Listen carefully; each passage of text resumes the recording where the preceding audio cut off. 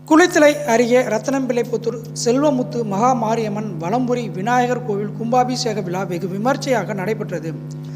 கரூர் மாவட்டம் குளித்தலை அருகே ரத்தனம்பிள்ளைபுத்தூரில் செல்வமுத்து மகா மாரியம்மன் வலம்புரி விநாயகர் பிடாரி மண்டு மலையாளி மதுரை வீரன் கொலைகார முத்தையன் ஆகிய பரிவார தெய்வங்கள் அடங்கிய கோவில் அமைந்துள்ளது.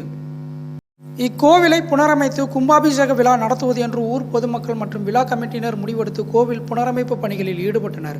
தற்போது கோவில் புனரமைப்பு பணிகள் நிறைவடைந்ததை அடுத்து இன்று கும்பாபிஷேக விழா வெகு விமர்சையாக நடைபெற்றது. கடந்த செப்டம்பர் 12ஆம் தேதி குளித்தலை கடம்பன்துறை காவிரி ஆற்றிலிருந்து புனித நீர் கொண்டுவரப்பட்டது. புனித நீர் அடங்கிய கும்பத்தினை சிவாச்சாரியார்கள் யாகவேள்வி சாலையில் வைத்து விக்னேஸ்வர பூஜை, வாசுசாந்தி பூஜை, மகா கணபதி பூஜை, நாடி சந்தனம், லட்சார்ச்சனை, திரவியாகூதி, பூர்ணாகூதி உள்ளிட்ட 4 கால யாகவேள்வி பூஜைகளை செய்தனர். இன்று காலை 4ஆம் கால யாகவேள்வி பூஜை நிறைவடைந்ததும் புனித நீர் கும்பத்தினை சிவாச்சாரியார்கள் மேலதாளங்கள் முழங்க ஊர்வலமாக கொண்டு வந்தனர். வேத மந்திரங்கள் முழங்க புனித நீரினை கலசத்திற்கூற்றி சிறப்பு பூஜைகள் செய்தனர்.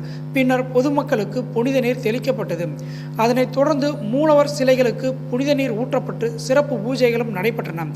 ரத்தனம்பிள்ளைபுத்தூர் கிராமம் மற்றும் அதனை சுற்றியுள்ள கிராமத்தைச் சேர்ந்த ஏராளமான பொதுமக்கள் கலந்து கொண்டு சுவாமி தரிசனம் செய்து வழிபட்டனர்.